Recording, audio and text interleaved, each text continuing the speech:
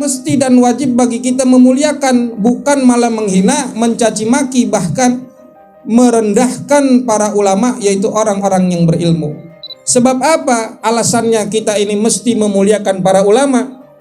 Karena mereka adalah para pewaris Nabi Muhammad SAW. Al ulama warathatul anbiya. Mereka adalah orang-orang yang mengemban keilmuan Nabi Muhammad SAW dari masa ke masa. Itu para ulama. Maka mesti bagi kita menghormati mereka. Apa yang mesti kita hormatin? Karena di dalam diri mereka ada ilmu Rasulullah SAW. Jadi jangan kita ketika memandang para ulama itu dengan pandangan melalui sisi basyariahnya. Memang kita sama-sama manusia, tapi di dalam diri mereka ada keistimewaan, ada keutamaan. Apa? Cahaya keilmuan Nabi Muhammad SAW. Memang sama manusia, tapi di dalam diri guru-guru kita, di dalam diri para ulama itu ada warisan Nabi Muhammad SAW.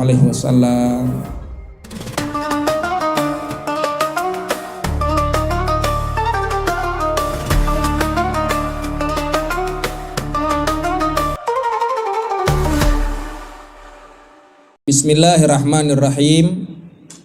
Alhamdulillahi rabbil alamin. Wassalatu wassalamu ala ashrafil anbiya'i wal mursalin Sayyidina wa maulana Muhammadin wa ala alihi wa sahbihi ajma'in, amma ba'du. Fa inna asdaqal hadits kitabullahi ta'ala wa khairal hadi hadyu nabina Muhammadin sallallahu alaihi wasallam wa syarral umur muhdatsatuha wa kullu muhdatsatin bid'ah wa kullu bid'atin dhalalah wa kullu dhalalatin finnar. Jamaah Majelis Kopi Hitam yang dirahmati oleh Allah Subhanahu wa taala, mudah-mudahan kumpulnya kita di malam hari ini senantiasa Allah Ta'ala limpahkan nikmat sehat lahir batin buat kita. Allah Ta'ala ampunkan segala dosa-dosa kita, mudahkan segala urusan kita, kabulkan hajat-hajat kita, baik hajat dunia maupun hajat akhirat. Amin ya rabbal alamin.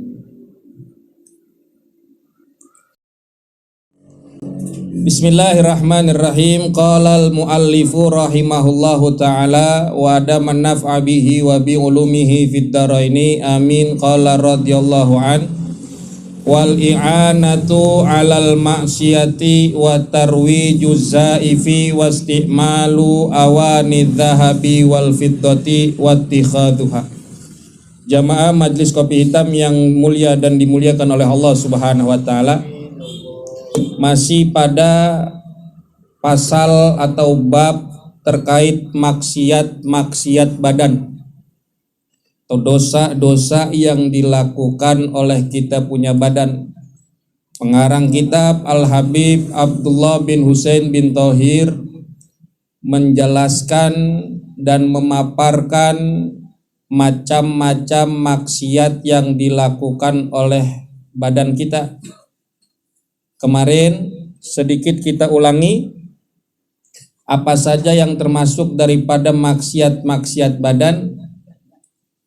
Wal istighfafu bil ulama'i, merendahkan atau menghina para ulama. Ulama itu adalah orang-orang yang berilmu. Wajib bagi kita untuk menghormati para ulama. Maka tidak diperbolehkan merendahkan, meremehkan, bahkan menghina, mencaci maki para ulama, yaitu orang-orang yang berilmu.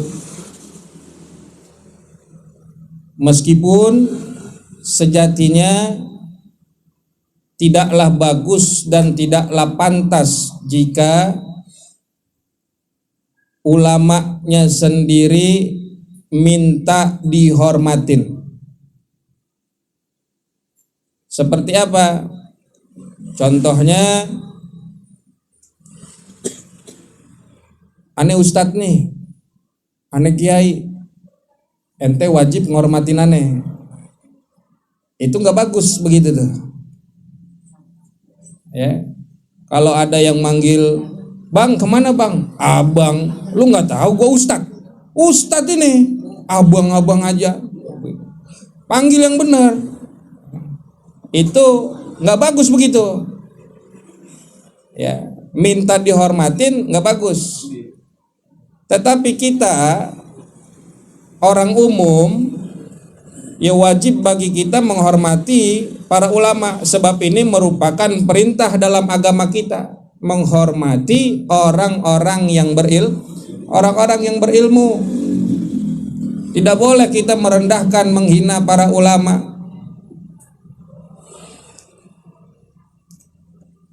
Dikatakan di dalam kitab Lubabul Hadis bahwasanya Nabi Muhammad sallallahu alaihi wasallam bersabda, "Man akrama aliman faqad akramani, wa man akramani faqad akramallah, wa man akramallah fa ma'wahul jannah." Kata Nabi Muhammad sallallahu alaihi wasallam, barang siapa yang memuliakan orang berilmu, maka ia telah memuliakanku. Dan siapa orang yang telah memuliakanku, maka ia telah memuliakan Allah Subhanahu wa ta'ala. Dan siapa orang yang dia memuliakan Allah, maka tempat tinggalnya nanti di surganya Allah Subhanahu wa ta'ala. Jadi jaminan orang-orang yang menghormati para ulama itu tempatnya nanti di surga yang penuh dengan keindahan yang telah Allah sediakan. Dan juga dikatakan dalam sabda Nabi, "Akrimul ulama fa innahum indallahi kurama wa mukramun." Muliakanlah para ulama, muliakanlah orang-orang yang berilmu. Fa innahum, karena sesungguhnya mereka indallahi kurama, orang-orang yang mulia di sisi Allah Subhanahu wa ta'ala, mukramun, bahkan dimuliakan oleh para malaikat Allah Subhanahu wa ta'ala.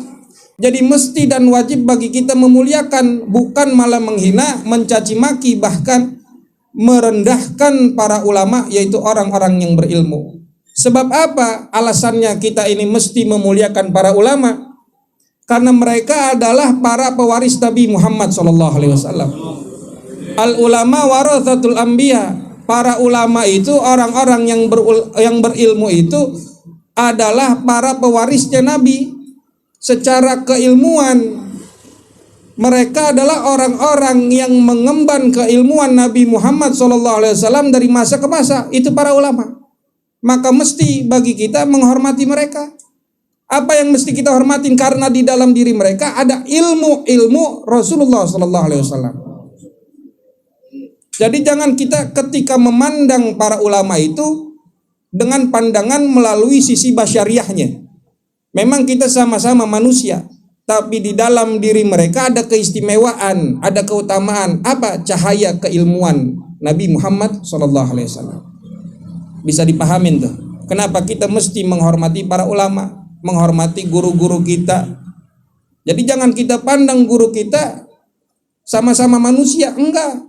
Memang sama manusia, tapi di dalam diri guru-guru kita, di dalam diri para ulama itu ada warisan Nabi Muhammad SAW. Dan juga kenapa kita mesti menghormati, kenapa kita mesti memuliakan orang-orang yang berilmu? Karena mereka yang diangkat derajatnya oleh Allah Subhanahu wa ta'ala. Allah Ta'ala berfirman, "Yarfa'illahu alladhina amanu walladhina utul ilma darajat." Allah Ta'ala mengangkat orang-orang yang beriman dan orang-orang yang diberi keilmuan beberapa derajat. Bahkan Nabi SAW mengatakan dalam sabdanya, "Lil ulama'i fawqal mu'minin bisab'i mi'ah darajah." Bagi orang-orang yang berilmu itu memiliki derajat di atas orang-orang beriman. Berapa derajat? 700 derajat.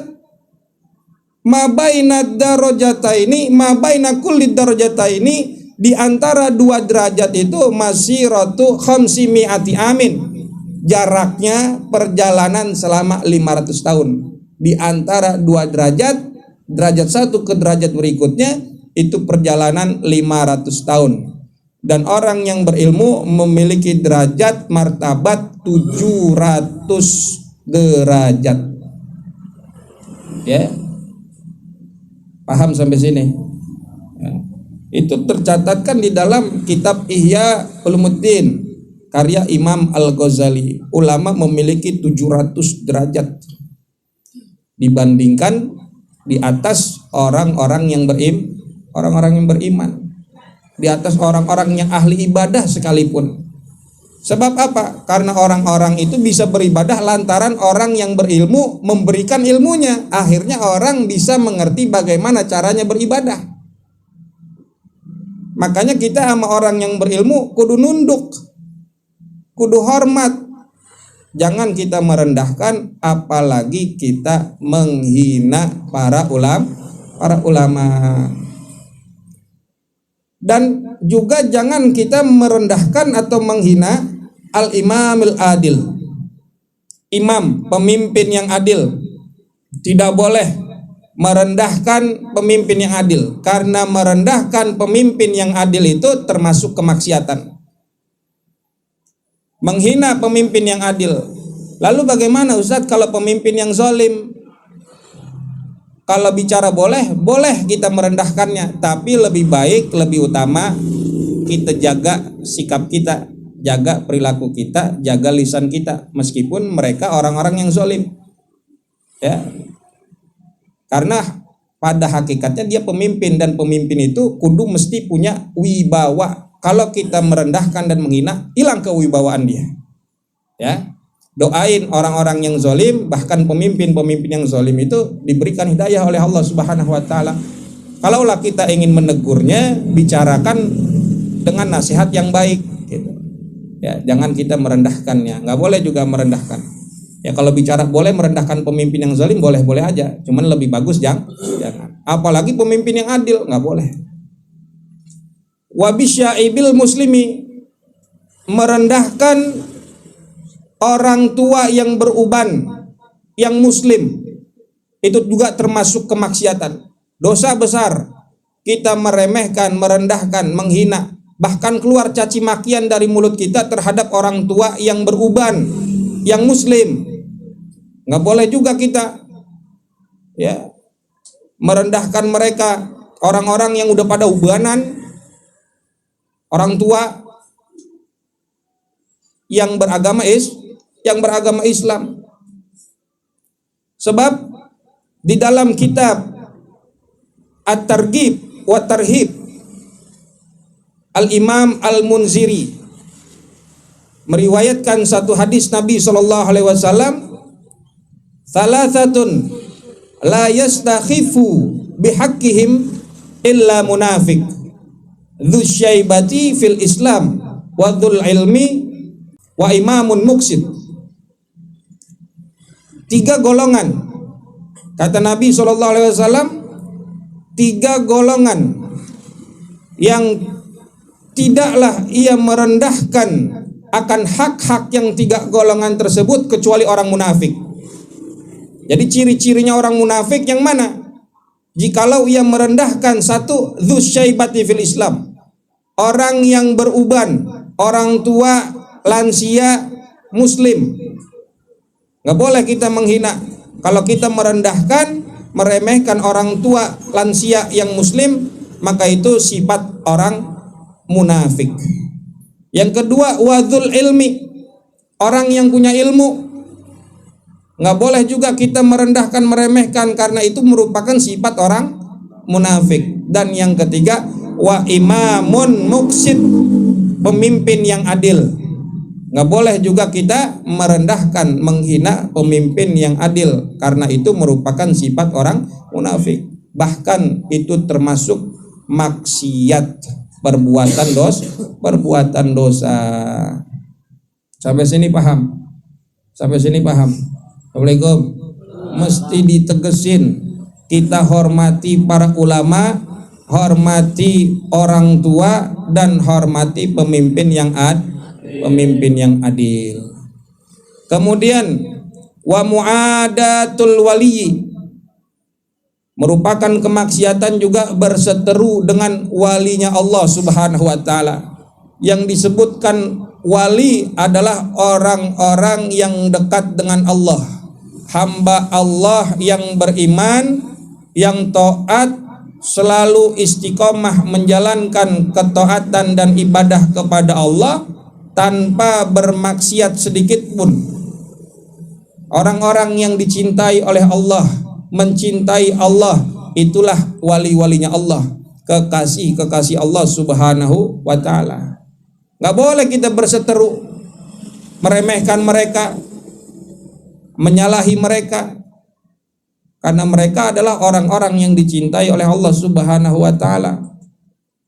Memang pada dasarnya untuk mengetahui orang tersebut wali atau bukan itu sangat sulit, karena untuk mengidentifikasi wali itu susah, karena Allah Subhanahu wa ta'ala menyembunyikan wali-walinya di antara para hambanya Allah Subhanahu wa ta'ala. Kita nggak bisa tahu dia wali atau bukan. Mungkin setelah kematiannya kita baru sadar bahwasanya orang tersebut adalah walinya Allah Subhanahu wa ta'ala. Tetapi banyak para ulama yang menyebutkan ciri-ciri daripada wali-walinya Allah, termasuk Syekh Ahmad Zarruq di dalam kitab Syarhul Hikam. Beliau menyebutkan tsummal wali yu'rafu bithalathin. Untuk kita mengetahui wali itu bisa dikenal dengan 3 hal. 1, itsaril haq. Orang-orang yang dikatakan walinya Allah itu dia lebih mengutamakan hak-haknya Allah. Dia menjalankan ketaatan dan ibadah kepada Allah, istiqomah melaksanakan kewajiban sebagai hamba, tidak mengerjakan sedikit pun daripada kemaksiatan kepada Allah. Itu wali. Yang kedua, wal i'rad anil khalqi. Dan ciri pada wali itu adalah orang itu berpaling daripada manusia. Dia lebih senang beribadah, menyendiri, mendekatkan diri kepada Allah Subhanahu wa ta'ala. Itu cirinya wali. Dan yang ketiga, waltizamus sunnah bisidqi. Dia selalu melazimkan, mendawamkan ajaran-ajaran sunnah Nabi Muhammad SAW dengan benar. Itu ciri-ciri wali. Sulit memang untuk dikenali wali-walinya Allah Subhanahu wa ta'ala. Dan yang pasti mereka itu adalah orang-orang yang selalu mengantarkan kita kepada Allah, supaya kita dekat dengan Allah. Ya, maka daripada itu kita mesti husnuzon kepada setiap orang, karena boleh jadi orang tersebut adalah walinya Allah. Jangan sampai keluar dari lisan kita mencaci maki orang lain, karena boleh jadi orang tersebut adalah orang yang lebih dicintai oleh Allah dibandingkan diri kita. Kita menghina orang tersebut, ternyata orang itu adalah walinya Allah. Ternyata orang itu adalah kekasih Allah, dicintai oleh Allah, lebih dicintai dibandingkan diri kita. Jangan kita meremehkan mereka, jangan kita meremehkan orang lain. Kemudian wali'anatu alal maksiati, dan termasuk kemaksiatan badan adalah al-i'anah, menolong atas kemaksiatan. Yang dikatakan maksiat itu adalah melakukan yang dilarang oleh Allah. Itu namanya maksiat, menentang dan juga meninggalkan apa-apa yang telah diwajibkan oleh Allah. Itu juga disebut maksiat, disebut menentang, karena dia sudah diperintahkan namun dia tinggalkan. Dia sudah dilarang tapi malah dideketin, malah dilakuin. Itu namanya maksiat. Dan menolong atas kemaksiatan itu juga merupakan maksiat. Itu merupakan perbuatan dosa. Banyak contohnya daripada membantu atau menolong kemaksiatan, yaitu memberi fasilitas kepada orang lain untuk berbuat dosa. Itu namanya membantu orang dalam kemaksiatan. Memberikan jalan kepada orang untuk bermaksiat, memberikan jalan kepada orang lain untuk berjudi, untuk berbuat zina, untuk bermaksiat kepada Allah, atau menjual memberikan barang untuk orang tersebut menyakiti, mencelakai, bahkan membunuh orang lain. Kita jual pisau, kita tahu orang tersebut adalah orang yang biasanya merampok, atau orang tersebut memiliki niat untuk membunuh orang. Kita jual pisau kepada dia. Itu sama saja kita membantu orang dalam kemaksiatan. Apalagi contohnya, bentar lagi kita bulan puasa. Orang-orang yang wajib berpuasa tidak boleh meninggalkan puasanya. Ketika kita membantu orang tersebut meninggalkan puasanya, sedangkan tidak ada uzur bagi dirinya meninggalkan puasa, kita termasuk al-i'anah alal maksiyah, membantu orang lain dalam kemaksiatan. Walaupun cuma segelas kopi. Padahal orang tersebut wajib puasa, nggak boleh ninggalin puasa, nggak ada uzur. Dia sehat-sehat aja badannya. Kita sediain ngopi, apalagi di tempat yang kita punya, kita tutup rapat-rapat biar orang pada nggak tahu. Tetap aja, namanya dia membantu orang dalam kemaksiatan. Yang punya tempat jualan makanan yang matang, dari pagi udah buka, padahal bulan puasa. Sama halnya itu dengan membantu orang dalam kemaksiatan. Tapi gimana Ustaz kalau emang dia kagak puasa, dia musafir ini segala macam. Makanya biar lebih aman, kita yang punya warung, punya tempat makan, makanan matang gitu, itu biar lebih aman kita bukanya sore hari. Biar kita pun jadi punya husnuzon, orang itu beli untuk berbuka puasa. Meskipun nanti dia bawa ke rumah, emang dia kagak puasa, itu urusan dia nanti. Urusan kita berhusnuzon, orang itu emang beli makanan kita untuk buka puasa. Kalau belinya jam 10, mau buka puasa kapan dia? Ya, kecuali emang kita jual makanan mentah, daging misalkan, ayam potong dari pagi juga nggak masalah. Atau memang kita berjualannya di tempat-tempat yang memang orang melakukan perjalanan. Nah, itu kita husnuzon dia musafir, sedang melakukan perjalanan dan boleh meninggalkan puasanya. Kalau di tempat-tempat seperti ini, kita sama saja memberikan fasilitas bagi mereka untuk meninggalkan puasa, untuk meninggalkan dia punya kewajiban. Nah, ini merupakan dosa. Man a'ana ala maksiatin walau bisa trik kalimatin kana syarikan lahu fiha. Sebagaimana di dalam kitab Bidayatul Hidayah, Al-Imam Al-Ghazali mengutip hadis ini, siapa orang yang dia membantu orang lain dengan atas kemaksiatan walau bisa trik kalimah, walaupun dengan sepotong kata, kana syarikan lahu fiha, sama aja kita juga orang yang melakukan dosa, mendapatkan dosa daripada orang tersebut melakukan kemaksiatan. Walaupun cuma ngomong doang kita. Tuh kita tahu orang itu mau berbuat jahat terhadap orang lain. Nanya sama kita, kemana fulan bin fulan? Tuh ngumpet di sono. Kita tahu tuh.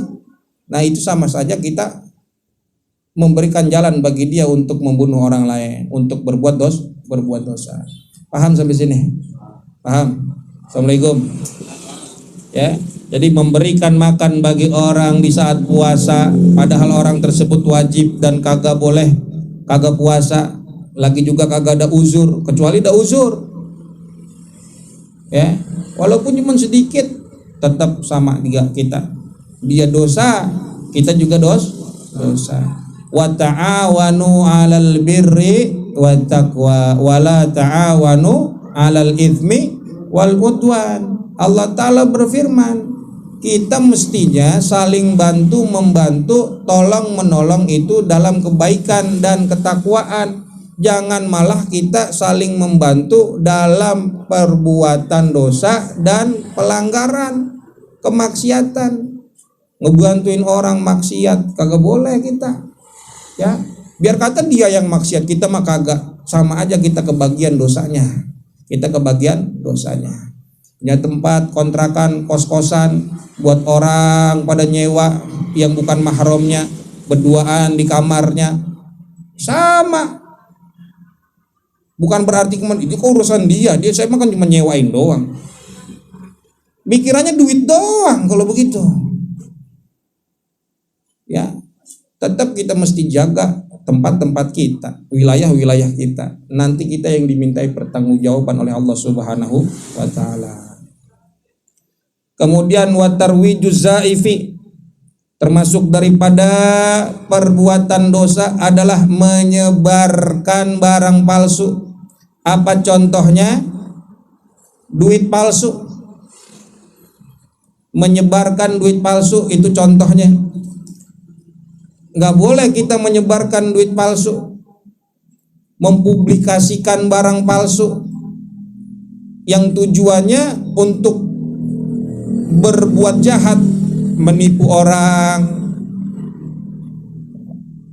Itu termasuk kemaksiatan. Bahkan dikatakan oleh sebagian para ulama, infaqu dirhamin zaifin asyaddu min syariqati mi'ad dirham.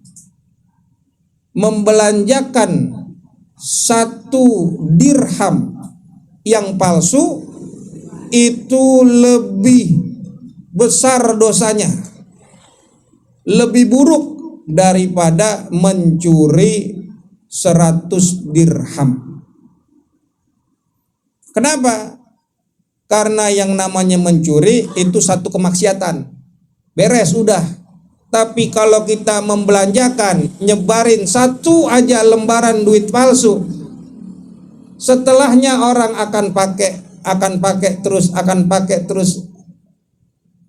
kita kebagian dosanya yang nyebarin dari awal. Ya, kata Nabi SAW, man sanna sunnatan sayyi'atan fa'amila biha min ba'dih kana alaihi wizruha wa wizru man amila biha la yankusu min auzarihim syai'. Siapa orang yang mencontohkan satu perbuatan buruk, kemudian orang lain melakukan perbuatan buruk tersebut, maka bagi orang itu dosanya dan juga dosa orang yang melakukan setelahnya tadi. Tidak berkurang sedikit pun daripada dosa yang didapat oleh orang tersebut. Terus namanya itu dosa jariah. Selama itu tadi kita sebarin duit palsu, terus itu dosanya kita ngalir. Jadi bahayanya tuh, nyebarin duit palsu, ngebikin duit palsu, dibelanjain lagi. Itu selama duit masih ngalir, dosanya juga ngalir buat orang yang menyebarkan pada awal tadi. Nauzubillah min dzalik. Begitu juga yang namanya kemaksiatan, keburukan. Kita nyontohin keburukan, orang lain ngikut apa yang tadi kita contohkan, terus ngikut orang yang lain. Kitanya udah meninggal, dosanya itu terus ngalir kepada kita tuh. Nauzubillah min dzalik. Ya. Jadi mestinya kita apa itu? Mestinya kita mencontohkan perbuatan yang baik. Ketika kita mencontohkan perbuatan yang baik, kemudian orang lain ikut, kita kebagian pahalanya dari orang tersebut yang telah melakukan kebaikan apa yang kita contohkan. Begitupun ketika ada orang lagi yang lain melihat daripada orang yang kita ajarin, dia contohin tuh kebaikannya, terus ngalir itu pahalanya buat kita. Meskipun umur kita udah habis, kita udah ada di dalam kubur, tapi kebaikan kita masih ngalir, pahalanya kita dapat kebagian.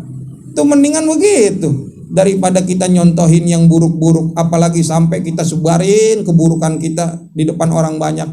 Ya, naudzubillah min dzalik. Sampai sini paham? Wastimalu awani dzahabi wal fiddati wattikhaduha. Termasuk perbuatan dosa kemaksiatan adalah menggunakan wadah-wadah dari emas dan perak dan memajangnya, mengkoleksinya, meskipun tidak menggunakannya sama sekali, cuma dipajang. Asalkan tadi yang namanya wadah. Wadah itu apa aja, bisa piring, baskom, nampan, mangkok, cangkir, gelas, sendok, garpu, peralatan makan, atau guci. Kalau ada terbuat dari emas dan perak, meskipun kita nggak pakai, cuma kita pajang, itu termasuk dosa. Nggak boleh, haram. Ya, apalagi dipakai, dipajang aja kagak boleh, apalagi digunakan. Makan pakai piring dari emas, oh lagunya udah kayak Fir'aun. Minum, cangkirnya terbuat dari perak. Lalu bagaimana Ustadz? Padahal itu keramik, tapi dilapisin sedikit aja dari emas, ada lapisan pinggirannya tuh piringnya, tetap itu nggak boleh, haram. Kecuali perak, ditambal sedikit doang, ada perak sedikit aja tambelannya, hiasannya, nggak apa-apa, nggak haram. Kalau perak, illa dobbatan kabiratan, ya, dikatakan di dalam kitab Bushrul Karim Syekh Said bin Muhammad Bashin, wa yahrumu istimalu awani dhahabi wal fiddah illa li daruratin wattikhadhuha, dan haram hukumnya menggunakan wadah-wadah dari emas dan perak kecuali darurat. Yang namanya darurat ada hajat. Contoh apa? Pen untuk nyambung tuh, ulang patah. Kalau memang pennya itu terbuat dari emas, khawatir kalau terbuat dari barang yang lain, karat, maka itu diperbolehkan. Atau gigi emas tadi, boleh. Asal ada hajat, asal ada darurat, keperluan, bukan untuk gaya-gayaan giginya dari emas. Ya. Wattikhadhuha, dan juga haram memajangnya. Walau inaan sogiron, walaupun inaan sogiron, wadah yang kecil, kamuk halatin, seperti ujung daripada celak mata tuh, ya, ujung sifat mata, celak mata, itu terbuat dari emas, itu juga nggak boleh. Yang kayak jarum, nah, itu kalau terbuat dari emas, meskipun sedikit itu haram hukumnya, kecuali ada hajat. Kalau pakai benda yang lain kagak sembuh penyakit mata aja, kudu pakai yang emas, boleh, karena ada hajat, ada darurat. Tapi kalau nggak boleh. Wa ma dzubbiba bidzahabi, dan apa-apa yang ditambal pakai emas juga kagak boleh. Biar kata sedikit, haram hukumnya. Itu kalau emas. Wala yahrumu ma dzubbiba bil fiddati illa dobbatan kabiratan lizinah. Kecuali di dalam kitab tersebut dikatakan tidaklah haram apa-apa yang ditambal atau dilapisi, ditutupi pakai perak. Kalau sedikit nggak haram, nggak apa-apa.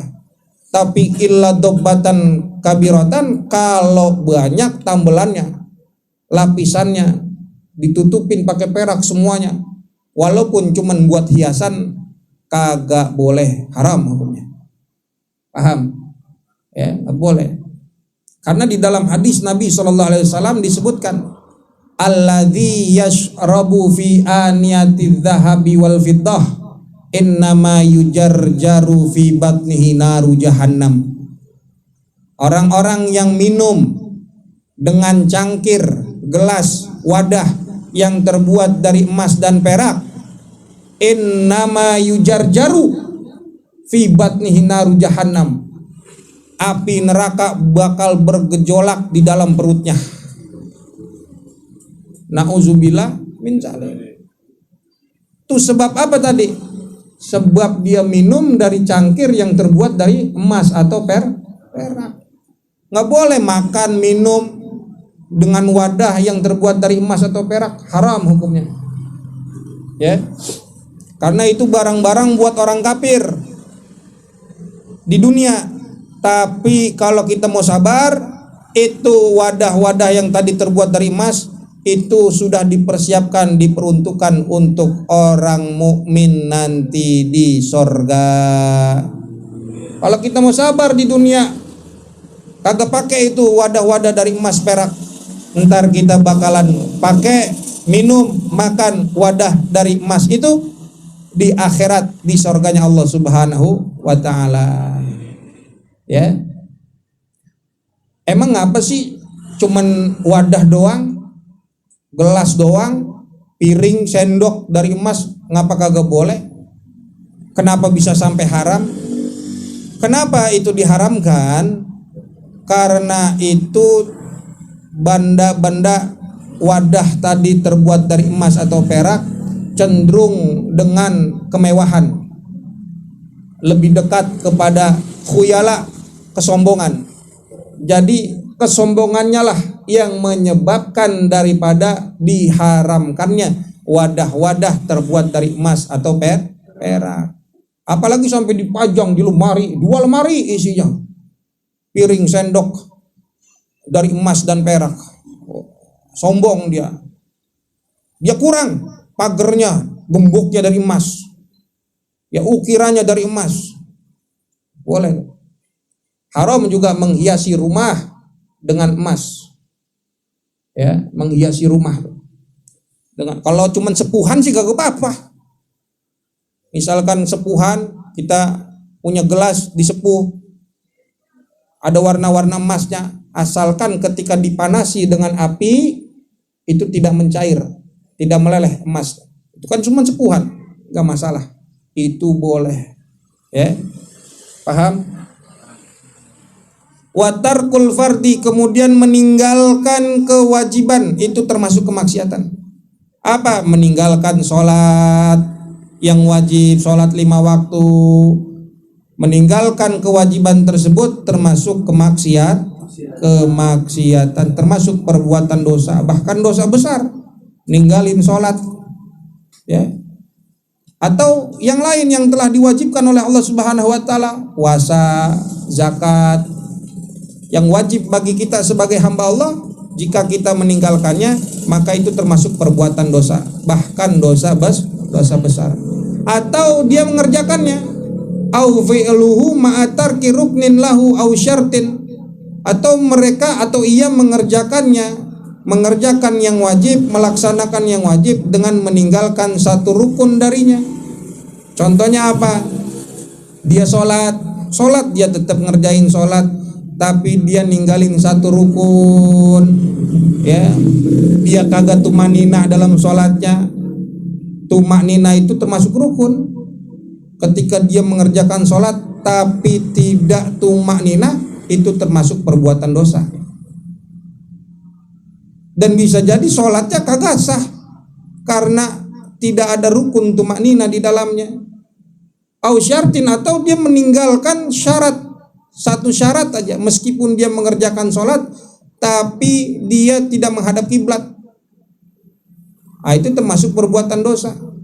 Kalau emang kagak tahu kiblatnya, arahnya, emang dia satu tempat baru itu nggak apa-apa. Kalau dia tahu tapi dia sengaja-ngaja, nggak mau, kali-kali ngadep ke belakang, itu maksiat. Bosan ngadep sono mulu. Ada nggak yang begitu? Agak ada ya. Artinya meninggalkan satu syarat, contohnya seperti tadi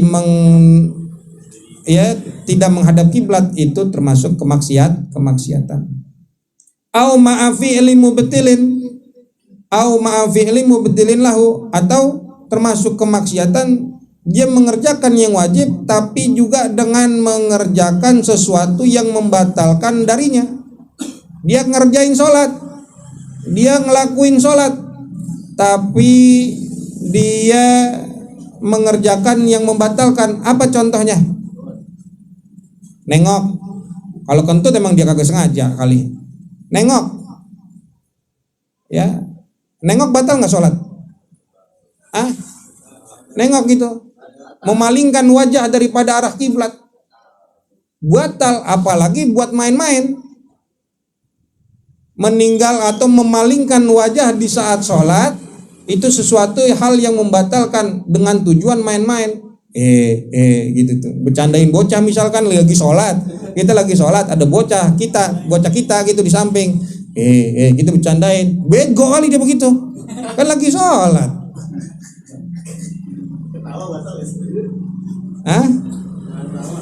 Nah, tawa nggak apa-apa, nyengir aja nggak apa-apa, nyengir gitu. Emang sholat kuruk aku, Nyengir nggak apa-apa, nyengir kalau kagak kuat nyengir yang ya apa, asalkan jangan keluar suara hihihi, batal sholat. Ya. Dia ngerjain sholat tapi dia juga ngerjain hal yang membatalkan, itu termasuk kemaksiatan. Kemudian termasuk perbuatan dosa adalah watarkul jum'ati ma wujubiha alaihi wa in sholat zuhra, dan meninggalkan sholat Jumat dengan kewajiban-kewajibannya atas dirinya meski ia sholat zuhur. Meninggalkan sholat Jumat termasuk perbuatan dosa tanpa uzur. Nggak ada uzur, ninggalin sholat Jumat termasuk perbuatan dosa. Sabda Nabi Muhammad SAW, man taraka thalatha jum'an, man taraka thalatha jum'in tahawunan biha taba'allahu ala qalbih. Siapa orang yang meninggalkan sholat Jumat 3 kali Jumat, tahawunan biha, karena dia meremehkan kewajiban sholat Jumat, taba'allahu ala qalbih, maka Allah akan menutup hatinya. Kata Imam Romli di dalam kitab Nihayatul Muhtaj, makna daripada tahawunan, makna daripada meremehkan, yaitu bi an la yakuna li udrin wa la yamna'u min dzalika i'tirafuhu bi wujubiha, yaitu tidak adanya uzur, ngeremehin dia, nggak ada alasan apa-apa, itu namanya meremehkan tanpa adanya uzur. Wala yamna'u min dzalika i'tirafu bi wujubiha, dan pengakuan atas wajibnya Jumat tersebut tidaklah menghalangi daripada konsekuensi tindakannya. Wa anna tarkaha maksiatun, dan bahwa sesungguhnya meninggalkan sholat Jumat adalah satu kemaksiatan. Wa dhahiru itlaqihi annahu la farqa fi dzalik bainal mutawaliyah wa ghairiha, dan zahirnya, kemutlakannya, bahwasanya tidak ada perbedaan di antara meninggalkan Jumatnya berturut-turut atau tidak. Begitu kata Imam Romli di dalam kitab Nihayatul Muhtajnya. Mau dia berturut-turut atau kagak sama aja, yang pasti dia ninggalin Jumat 3 kali, taba'allahu ala qalbih. Kata Syekh Nawawi Al-Bantani di dalam kitab Tanqihul Qaul, itu dikatakan yang namanya taba'allahu ala qalbih, Allah menutup hatinya, itu bagaimana? Khatamallahu wa ghasyahu, Allah menutup hatinya, wa mana'ahu altafahu, dan Allah menghalanginya mendapatkan kebaikan-kebaikan dari Allah Subhanahu wa taala, jauh dari rahmatnya Allah. Itu makna taba'allahu ala qalbih. Bahkan Al-Imam Al-Munawi di dalam kitab Faidul Qadir menambahkan, wa ja'ala fihi al-jahlu wal jafa'u wal qaswatu aw sayyara qalbahu qalba munafik. Orang yang ninggalin sholat Jumat, Allah tutup hatinya, dan bahkan dikatakan Allah jadikan pada dirinya kebodohan, kekasaran, kekerasan, keras hatinya. Aw sayyara qalbahu qalba munafik, dan Allah jadikan hatinya itu seperti hatinya orang yang munafik. Nauzubillah min dzalik. Maka jangan pernah kita tinggalkan sholat Jumat, ya, kecuali ada uzur. Apa aja uzur Jumat? Hujan deras, hujan lebat, kekhawatiran diri kita atas keselamatan jiwa kita, keselamatan harga diri kita, keselamatan harta benda kita. Kalau kita khawatir sampai kita ninggalin sholat Jumat karena sakit yang parah, sakit berat. Lah kalau timang puyeng sama pilek, kagak sembahyang Jumat, itu bukan satu uzur. Ya, pala lagi puyeng banget ini romannya. Kagak sholat Jumat dah. La ilaha illallah. Ya. Ya, puyeng, sakit perut doang. Ya. Mudah-mudahan Allah kasih kita kekuatan untuk terus melakukan ibadah, ketaatan kita kepada Allah Subhanahu wa taala. Ya, sekalipun tadi dia sholat johor, dia ninggalin Jumat, johor aja dah. Lah nggak ada uzur, nggak ada apa-apa. Ya, kagak ada halangan. Kan sama aja Ustadz, johor juga beda. Kalau emang hari Jumat mesti sholat Jumat, kecuali hari Sabtu. Ya, apa Minggu gitu.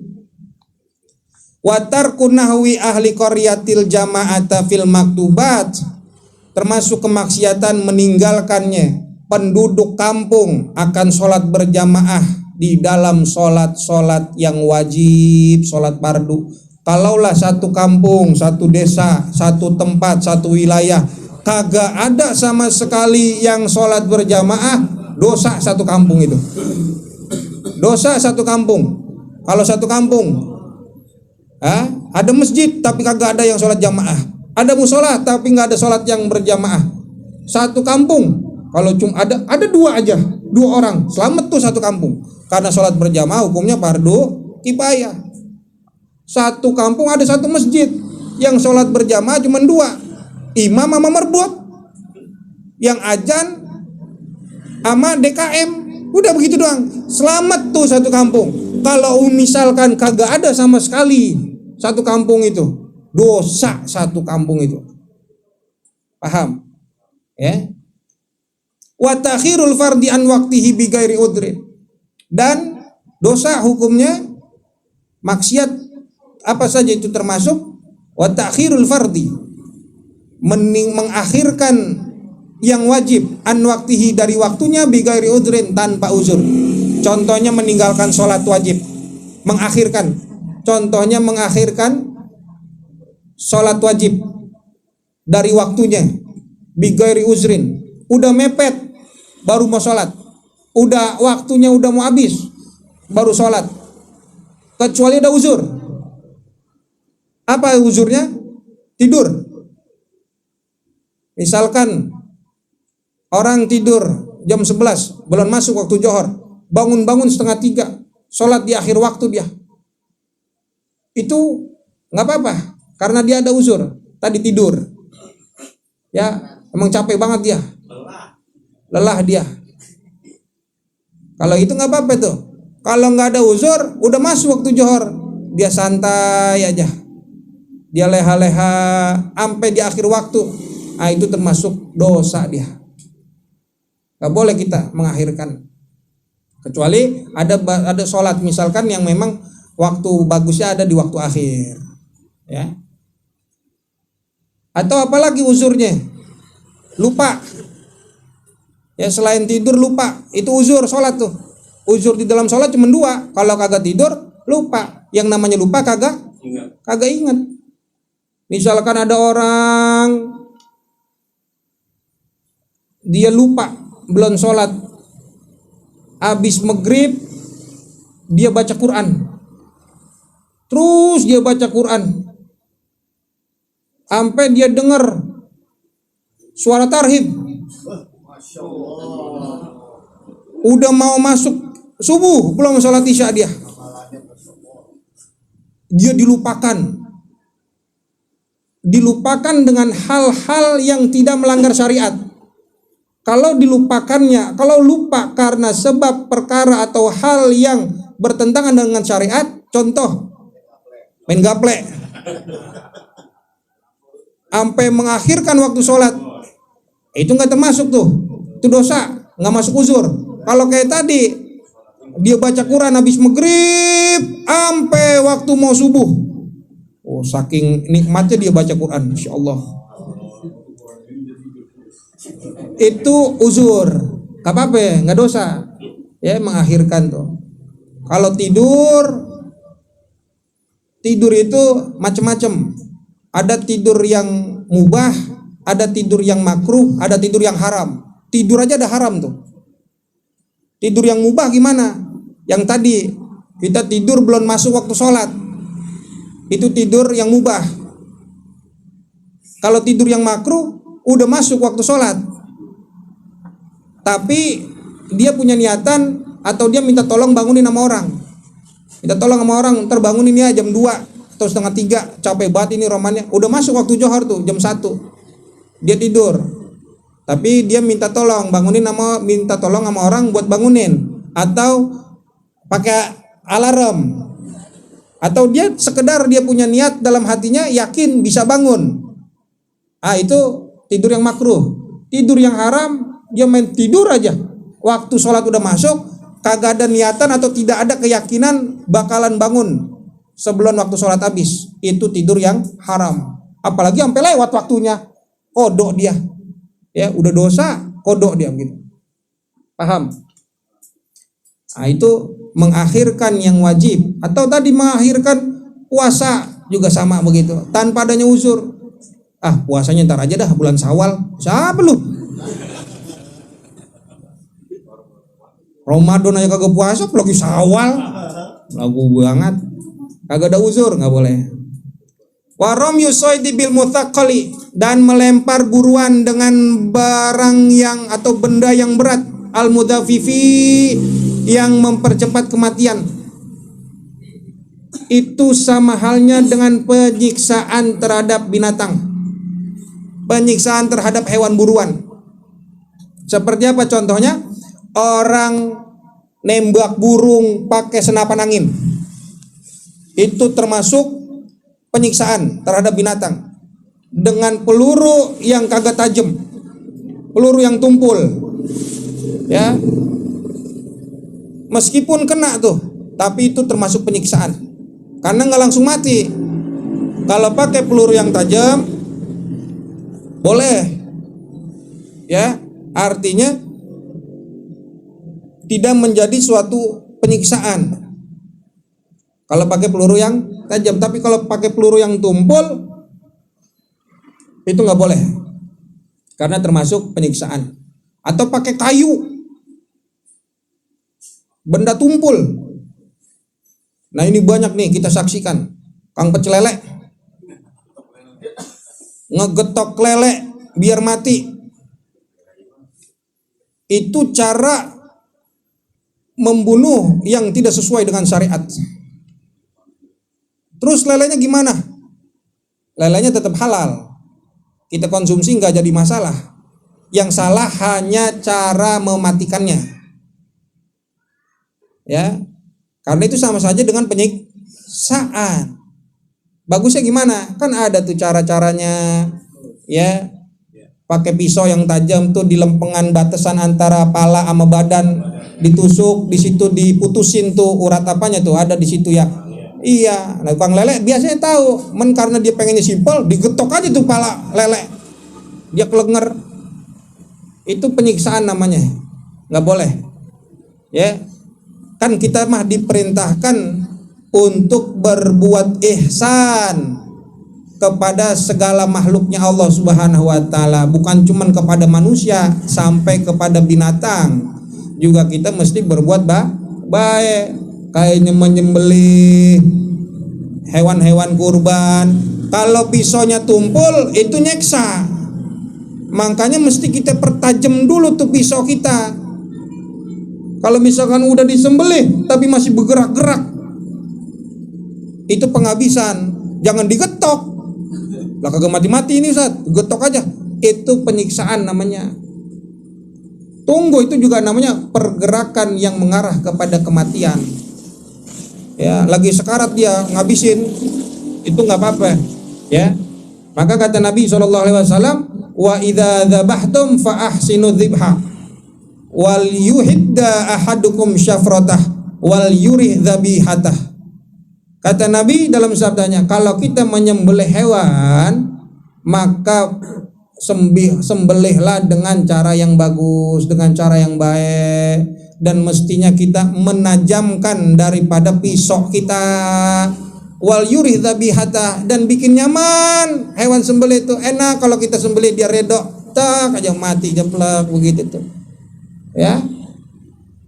Jangan kita main kemplang aja, kecuali binatang-binatang atau hewan yang boleh dibunuh dalam ajaran agama kita. Tikus, ular, anjing galak, anjing. Apalagi tuh? Burung elang, ya. Binatang-binatang yang membahayakan, kalajengking itu boleh dibunuh dengan cara misalkan ada ular kita getokin palanya. Apa-apa.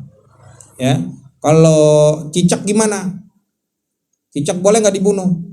Cicak boleh dibunuh, cuman tadi dengan cara sekali yang langsung mematikan. Ya, jangan dikeroyok, atau cicak dong pakai keroyokan. Ya, itu dia termasuk daripada melempar buruan dengan benda yang berat yang mempercepat kematian, termasuk kemaksiatan. Nggak boleh kita. Itu nyeksa binatang, ya, nyeksa binatang. Terakhir, wa adamul ihdadi ala zauji. Mana?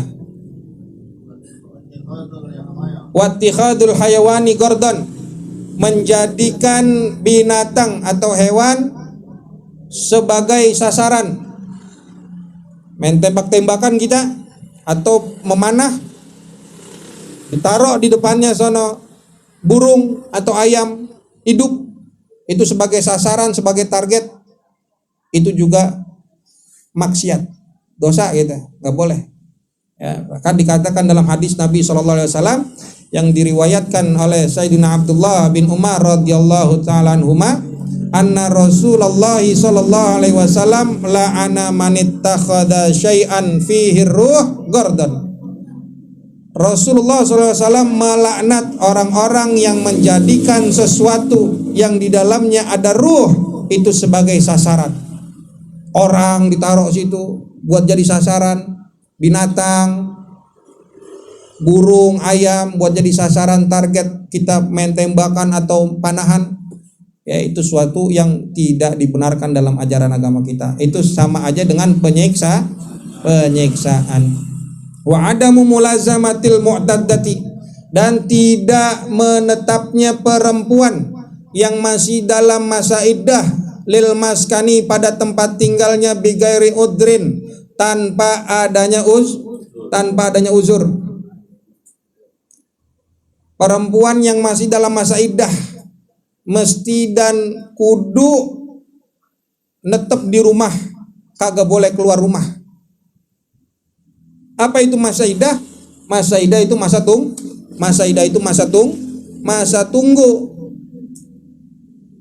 Seperti apa? Nih, masa iddah itu dibagi oleh para ulama ada 6. 1, ditinggal mati suami dalam keadaan hamil. Ditinggal mati suami dalam keadaan hamil. Berapa masa iddahnya? Sampai ia melahirkan.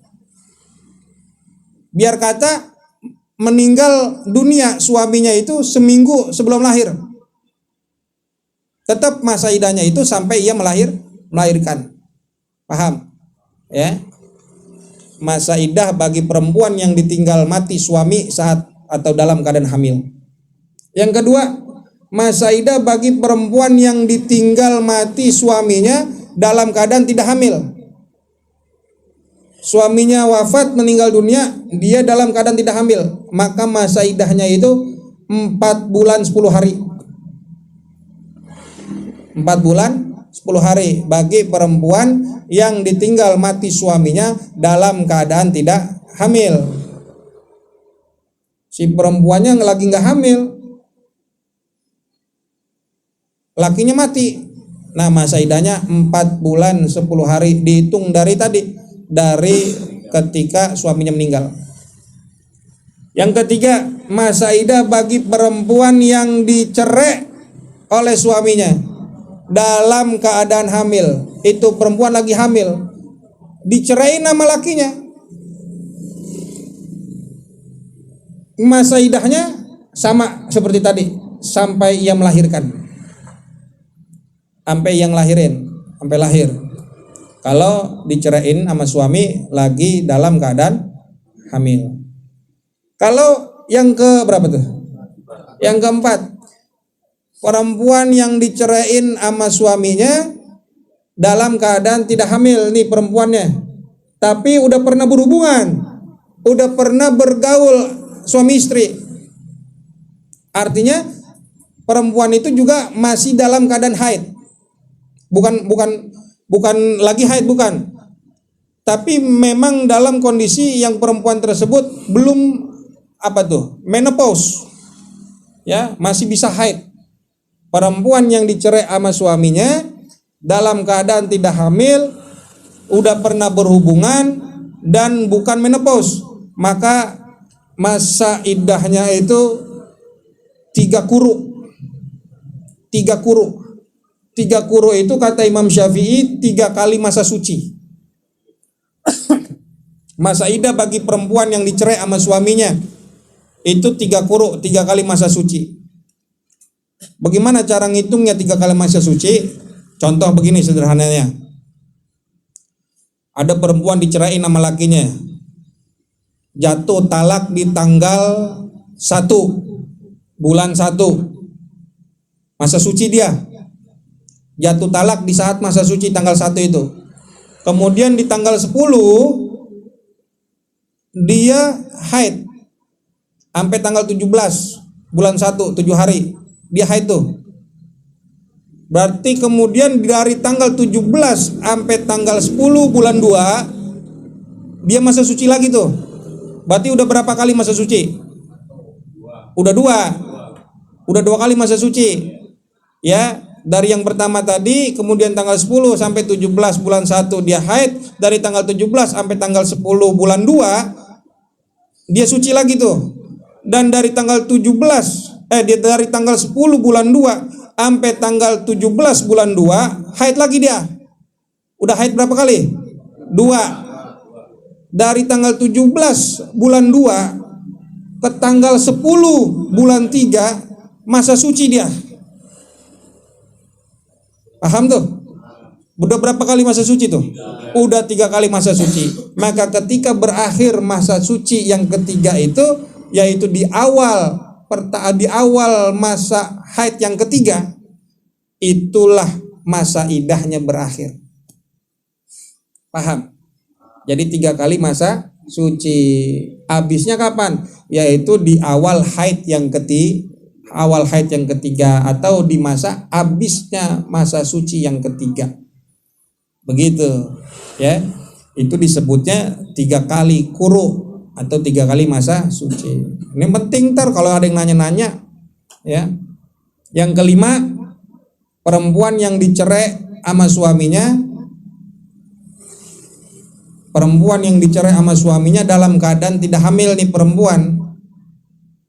Tapi perempuan ini sudah menopause, kagak bisa haid lagi. Beda sama yang tadi. Ini perempuan ini udah nggak bisa haid lagi, dicerai sama suaminya dalam keadaan tidak hamil. Maka masa iddahnya 3 bulan. Karena dia nggak bisa ngitung haid tadi tuh.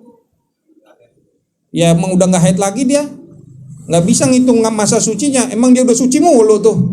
Nah itu selama 3 kali masa suci, hitungannya 3 bulan tuh. 3 kali suci 3 bulan. Kan dia udah suci terus, menopause, udah nggak haid, suci terus. Nah hitungannya 3 bulan. Dan kemudian yang ke-6, perempuan yang dicerai sama suaminya belum pernah berhubungan sama sekali. Habis akad dia cerai. Artinya belum tidur, belum berjima, belum berhubungan suami istri. Dia cerai, maka tidak ada masa iddahnya. Tuh, 6 masa iddah bagi perempuan. Kita kudu kenal, kudu tahu tuh. Ya. Dengan catatan masa iddah ini hitungannya bulan Hijriyah, bukan Masehi. Ya, hitungannya Hijriyah.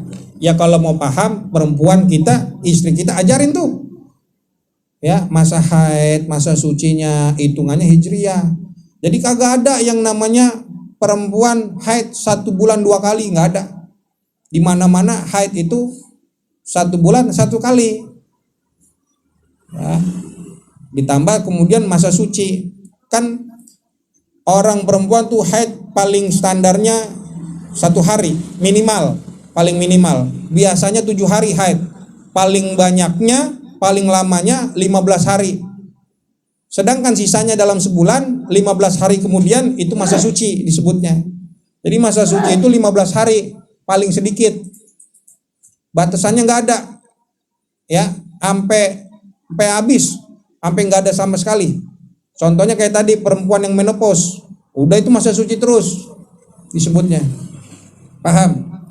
Nah, itu perempuan yang tidak menetap dalam keadaan dia masih masa iddah, tidak menetap pada tempat tinggalnya tanpa adanya uzur, itu termasuk kemaksiatan. Dosa, nggak boleh orang perempuan keluar rumah kecuali ada uzur.